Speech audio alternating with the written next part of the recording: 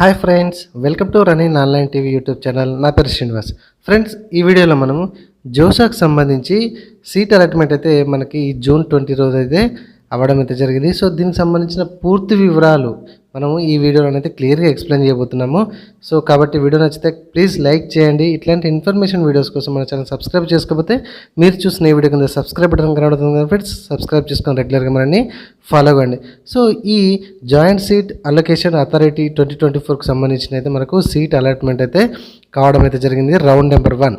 Okay, so full process మొత్తం attachment ఎట్లా చేయాలి, ఏమేమి డాక్యుమెంట్స్ అటాచ్మెంట్ చేయాలి, ఫీజు పేమెంట్ ఎట్లా చేయాలి, ఓకే, సో మన సీట్ని ఏ విధంగా ఫ్రీజ్ చేసుకోవాలి, ఇట్లా ఒకటి కాదు రెండు కాదు మనకున్న డౌట్స్ అన్నీ కూడా మనము ఈ వీడియోలోనైతే క్లియర్గా ఎక్స్ప్లెయిన్ చేయబోతున్నాం. కాబట్టి వీడియోని స్టార్టింగ్ నుంచి ఎండింగ్ వరకు ప్లీజ్ దయచేసి చూడండి. చూసినప్పుడు మాత్రం మీకు ఎటువంటి డౌట్స్ లేకుండా అయితే మీకు వీడియోని అయితే అర్థమైపోతుంది. సో ఇది చాలా ఇంపార్టెంట్ అనమాట. జోసా అనేది చాలా వాల్యుబుల్ ఎడ్యుకేషన్ అనేది మనం చెప్పుకోవచ్చు. ఎందుకంటే ఇది ఐటీఐ కావచ్చు, IIIT కావచ్చు, IIT కావచ్చు, ఇట్లా వీటి పర్పస్లో అడ్మిషన్ పర్పస్లో మనకి మంచి మంచి ర్యాంక్స్ వచ్చిన స్టూడెంట్స్ అందరూ కూడా ఇందులో మనకు జాయినింగ్ పర్పస్లో జోసాలో అడ్మిషన్స్ కొరకు అయితే పెట్టుకుంటారు. సో వీడియోని ఆలస్యం చేయకుండానైతే స్టార్ట్ చేసేద్దాం.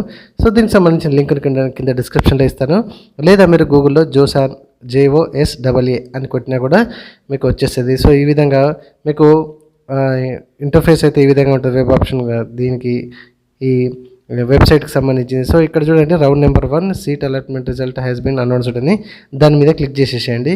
సో క్లిక్ చేయగానే మనకు అందరికీ తెలుసు నెక్స్ట్ పేజ్ ఈ విధంగా వస్తుంది.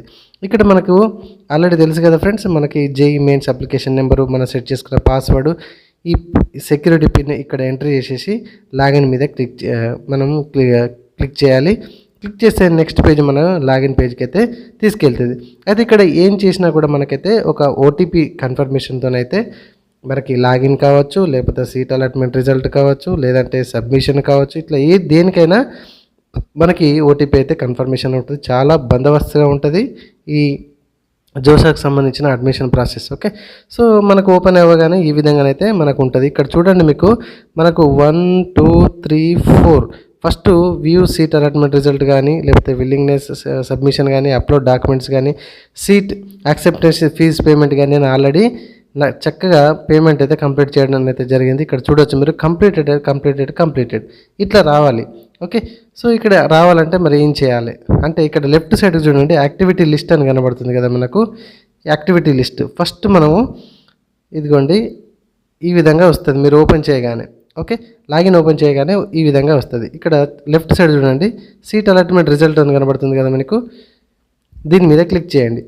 ఓకే, క్లిక్ చేయగానే మనకు బోర్డు అనేది ఈ విధంగా ఇటు ఈ రైట్ సైడ్కి ఇట్లా డిస్ప్లే అవుతుంది. సో రౌండ్ నెంబర్ 1లో చాయిస్ నెంబర్ 1, ఇక్కడ మీకు ఏ ఇన్స్టిట్యూషన్లో అలర్ట్ అయింది, ఈ అకాడమిక్ ప్రోగ్రామ్ అలర్టెడ్ ఎక్కడైంది అంటే బ్రాంచ్ ఎందులో అయింది, మీ కేటగిరీ ఏంది, మీ సీట్ పూల్ ఏంది, ర్యాంక్ యూజ్డ్ ఫర్ అలాట్మెంట్ ఏంది, పూర్తిగానైతే మనకు వస్తాయి. ఓకే, సో ఇది మీరు క్లిక్ చేయగానే ఈ విధంగా వచ్చేస్తుంది. నెక్స్ట్ వచ్చేసి మనకు దాని కింద download initial seat allotment information slip, అంటే మనకు ఎక్కడ ఎందులో వచ్చింది ఏంటి అనేది ఒక సీట్, అదైతే మనం స్లిప్ అయితే ప్రింట్అవుట్ తీసుకోవాలి. దాని మీద క్లిక్ చేస్తే డౌన్లోడ్ అయిపోతుంది. అది మీకు ఇదిగోండి ఈ విధంగా ఉంటుంది. ఓకే, సో ఈ విధంగా ఉంటుంది. క్లియర్గా మీరు డౌన్లోడ్ చేసుకోండి అండ్ మొబైల్లో మెయిల్లో కానీ సేవ్ చేసి అయితే పెట్టుకోండి. నెక్స్ట్ వచ్చేసి ఇక్కడ ఏమున్నది, విల్లింగ్నెస్ సబ్మిషన్ అనమాట. సో ఫస్ట్ పేజ్లో మనం ఇక్కడ చేసినట్టుగా అన్నీ కంప్లీటెడ్ అన్నాం కదా. సో ఇక్కడ ఈ లెఫ్ట్ సైడ్ ఇవన్నీ చేసుకుంటూ పోతూ ఉంటే అక్కడ మనకు కంప్లీటెడ్ అని 1 by 1 గ్రీన్ మార్క్లో మనకు అవుతూ ఉంటాయి అన్నమాట. మనం సబ్మిట్ చేయకపోతే అక్కడ రెడ్ మార్క్ ఉంటాయి. ఓకే, సో నెక్స్ట్ వచ్చేసి ఇక్కడ విల్లింగ్నెస్ సబ్మిషన్ అనమాట. దాని మీద క్లిక్ చేయగానే మీకు మళ్ళీ ఇదిగోండి ఈ రైట్ సైడ్కి ఇట్లా బాక్స్ అనేది ఓపెన్ అయిపోతూ ఉంటుంది. ఓకే, సో ఇక్కడ మనకు ఇంతకుముందు మనం పాస్వర్డ్ కదా, మనం లాగిన్లో ఏదైతే పాస్వర్డ్ ఇచ్చామో అదే పాస్వర్డ్ ఇక్కడ ఇచ్చి మనము సబ్మిషన్ అయితే చేయాలి. మన విల్లింగ్నెస్ అంటే అవును ఎస్ నేను ఒప్పుకుంటున్నాను, ఈ సీటు ఈ కాలేజీలో వచ్చింది అన్నట్టుగా, మనం ఈ ఇన్స్టిట్యూషన్లో వచ్చింది అన్నట్టుగా ఒప్పుకుంటున్నట్టు దాని అర్థం. మనందరికి తెలిసిన విషయమే, కానీ మనం డెప్త్గా చెప్పుకుంటాం, మనకందరికి తెలిసిన విషయమే కాబట్టి. సో మళ్ళీ OTP కూడా వస్తుంది. ఆ OTP ఇక్కడ ఎంట్రీ చేసేసి సబ్మిట్ మన బిల్లింగ్ అనేది క్లిక్ చేయాలి. ఒకవేళ OTP రాకపోతే మాత్రం ఇక్కడ రీసెంట్ OTP మీద క్లిక్ చేయండి. ఖచ్చితంగా OTP అయితే వస్తుంది. ఎంట్రీ చేసేసి సబ్మిట్ బిల్లింగ్ మీద క్లిక్ చేయండి. నెక్స్ట్ వచ్చేసి అప్లోడ్ డాక్యుమెంట్స్ అనమాట. Okay, so next upload documents. So upload documents అన్నా కానీ మనకు ఈ విధంగానైతే వస్తుంది. అంటే ఇక్కడ చూడొచ్చు, మనకు ఒకవేళ డౌట్ ఉన్నది అని అనుకోండి, సబ్మిషన్ మన విల్లింగ్నెస్ డౌట్ ఉన్నది అని మీకు అనిపిస్తే కనుక ఇక్కడ చూడండి, దాని మీద మళ్ళీ క్లిక్ చేయండి. క్లిక్ చేస్తే ఇదిగోండి ఈ సబ్మిటెడ్ డేటు, సబ్మిటెడ్ టైము, ఇక్కడ ఐపీ అడ్రస్తో సహా మొత్తం అయితే క్లియర్గా మనకి ఇక్కడ రావడం అయితే జరుగుతుంది. Okay, so next upload documents మీద క్లిక్ చేయండి. లెఫ్ట్ సైడ్ అప్లోడ్ డాక్యుమెంట్స్ మీద క్లిక్ చేస్తే కనుక మనము ఒక 4 అనేది ఇక్కడ మన డాక్యుమెంట్స్ అయితే అప్లోడ్ చేయాల్సి ఉంటుంది. ఓకే, అప్లోడ్ డాక్యుమెంట్స్ క్లిక్ చేయగానే మనకు ఈ బాక్స్ అయితే ఓపెన్ అయిపోతుంది top to bottom, right. So ఇక్కడ 10th క్లాస్ మెమో, ఓకే, ఖచ్చితంగా అది పీడిఎఫ్లో మాత్రమే ఉండాలి. అది కూడా 10 to 500 KB లోపు మాత్రమే ఉండి మీకు ఇక్కడ బ్రౌజ్ చేసేసి మీ సిస్టమా లేకపోతే మొబైల్ చేస్తారా ఎట్లనో చూసుకోండి. చాలా జాగ్రత్తగా ఉండాలి. ఇక్కడ ఎటువంటి మిస్టేక్ చేసినా సరే ప్రాబ్లం అవుతుంది. సో పీడిఎఫ్ ఫార్మాట్లో 10 to 500 KB లోపు మధ్యలో ఉండి మీరు అప్లోడ్ అయితే చేయాలి. నెక్స్ట్ ఏమంటే చేయాలి ఇక్కడ, అటాచ్మెంట్ ఏం చేయాలి, ఇంటర్మీడియట్ అనమాట. ఓకే, ఇంటర్మీడియట్ లాంగ్ మెమో మనకు అవైలబుల్గా ఉంటే ఓకే, లేకపోతే ఆన్లైన్లోకి వెళ్ళి ప్రింట్ తీసుకొని మన కాలేజీకి వెళ్ళి principal seal and sign signature చేసేసి దాన్ని కూడా స్కాన్ చేసేసి 1 to 500 KB మధ్యలో ఉంటే ఒక పీడిఎఫ్ను పెట్టుకొని అటాచ్మెంట్ అయితే చేయండి. నెక్స్ట్ వచ్చేసి మనకి ఇక్కడ ఓబీసీ అనమాట. ఓబీసీ నాన్ క్రిమినల్, మన బీసీ వాళ్ళు ఉంటారు అనుకోండి, వాళ్ళకి ఓబీసీ నాన్ క్రిమినల్ సర్టిఫికేట్ అయితే మనం ఇంతకుముందు తీసి అయితే పెట్టుకోవాలి. ఓకే, లేకపోతే సర్టిఫికేట్ వెరిఫికేషన్ కూడా మనకు ఉంటుంది. మనం చివరిగా చూపెడితే మనకు సర్టిఫికేట్స్ అనేది పెండింగ్ అని పడుతూ ఉంటుంది స్టేటస్. అందుకే ప్రతిదీ కూడా క్లారిటీగా మనం స్కాన్ చేసి అయితే అప్లోడ్ చేయాలి. ఇది కూడా సేమ్ మనకు 10 to 500 KB మధ్యలో ఉన్నట్టు చూసుకొని అటాచ్మెంట్ చేయాలి. ఇక్కడ మెడికల్ సర్టిఫికేట్ 4th వన్ చూడండి, మెడికల్ సర్టిఫికేట్ అయితే కూడా మనం అటాచ్మెంట్ చేయాలి. ఈ మెడికల్ సర్టిఫికేట్ మనకు ఎక్కడ ఉంటుంది, హోమ్ పేజీలో వెరీ స్టార్టింగ్ పేజీలో సర్టిఫికేట్స్ అని ఉంటుంది. ఓకే, సో ఎక్కడంటే మీరు చూపెడితే చూడండి, మళ్ళీ నేను టాప్కి వచ్చేస్తున్నా. ఇదిగోండి ఇక్కడ సర్టిఫికేట్ ఫార్మాట్స్ అని కనబడుతుంది కదా హోమ్ పేజీలో వెరీ స్టార్టింగ్. ఓకే, ఈ సర్టిఫికేట్ ఫార్మాట్ని క్లిక్ చేయండి, అక్కడ మీకు మెడికల్ సర్టిఫికేట్ అని కనబడుతుంది. ఓకే, సో దాన్ని డౌన్లోడ్ చేసేసుకొని మన ఎవరైతే గెస్టెడ్ ఆఫీసర్స్ ఉంటారో గవర్నమెంట్ మెడికల్ ఆఫీసర్స్, మెడికల్ మొత్తానికైతే మెడికల్ డిపార్ట్మెంట్కి సంబంధించిన మనం హాస్పిటల్కి సంబంధించిన వాళ్ళతోనైతే మనం మెడికల్ సర్టిఫికేట్ స్కాన్ చేసేసి సేమ్ అది కూడా 10 to 500 KB మధ్యలో ఉండేటట్టు చూసుకొని అటాచ్మెంట్ చేయాలి. ఇక్కడ సబ్మిట్ అండ్ ప్రివ్యూ అని కనబడుతుంది కదా, దీని మీద క్లిక్ చేయండి. ఓకే ఉంటే కనుక జాగ్రత్త చూసుకోండి. ఓకే, సో ఈ సబ్మిట్ అండ్ ప్రివ్యూ అని క్లిక్ చేయగానే మనకు ప్రతిదీ కూడా ప్రివ్యూ ఖచ్చితంగా కనబడుతుంది. ఓకేనా, ప్రివ్యూ కనబడుతుంది. రైట్ సైడ్కి చిన్న బాక్స్ వస్తుంది. ఆ బాక్స్ కూడా మనము ప్రివ్యూతో పాటుగా వాటన్నిటి కూడా చెక్ బాక్స్ చేసేసి సబ్మిట్ అయితే చేయాలి. మళ్ళీ డైలాగ్ బాక్స్ వస్తుంది అక్కడ. ఓకే, మళ్ళీ డైలాగ్ బాక్స్ని okay sorry willing to submit your documents upload అని అడుగుతుంది. ఎస్ అని మళ్ళీ ప్రెస్ చేయాల్సి ఉంటుంది. ఓకేనా, సో అక్కడ మటుకు మనకు డాక్యుమెంట్ అప్లోడ్ అయితే అయిపోయింది. నెక్స్ట్ వచ్చేసి సీట్ యాక్సెప్టెన్స్ ఫీజ్ పేమెంట్ అనమాట.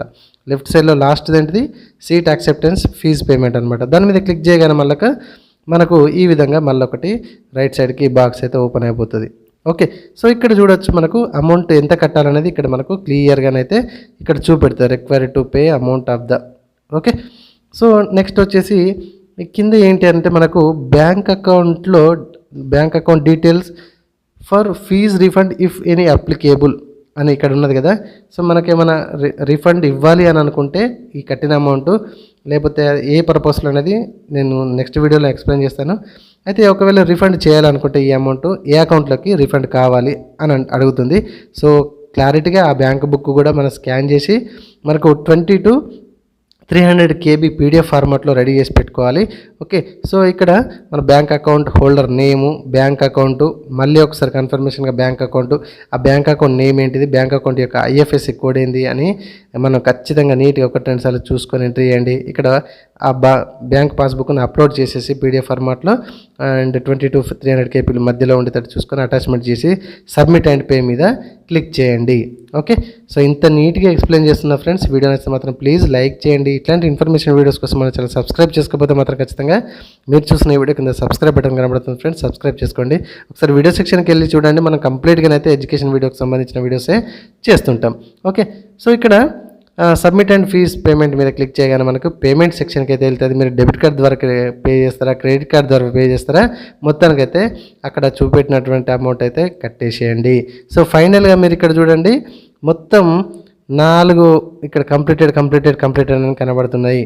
ఓకేనా ఫ్రెండ్స్. సో ఇక్కడ రైట్ సైడ్ కొన్ని అన్నీ కూడా మనం ఫుల్ఫిల్గా కంప్లీట్గా, కొంచెం లేట్ అయినా పర్లేదు, ఓకే, కంప్లీట్గా అయితే మనము స్టెప్ బై స్టెప్ ఎక్స్ప్లెయిన్ చేసుకొని సక్సెస్ అయ్యాము.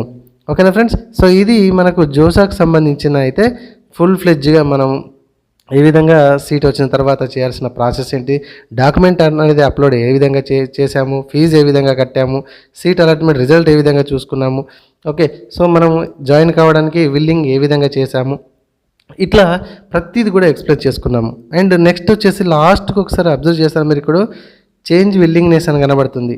ఓకే, మనకు అనుకున్న కాలేజీలో సీట్ రాకపోతే ఇక్కడ చేంజ్ విల్లింగ్నెస్ అనేది మనం క్లిక్ చేసి కూడా మనం మళ్ళీ కూడా రౌండ్ నెంబర్ 1 నడుస్తుంది ఇప్పుడు, మిగతా రౌండ్ నెంబర్ 2 కూడా వచ్చే అవకాశం ఉంటుంది కాబట్టి అందులో కూడా మన స్లైడింగ్స్ అనేది పెట్టుకోవచ్చు.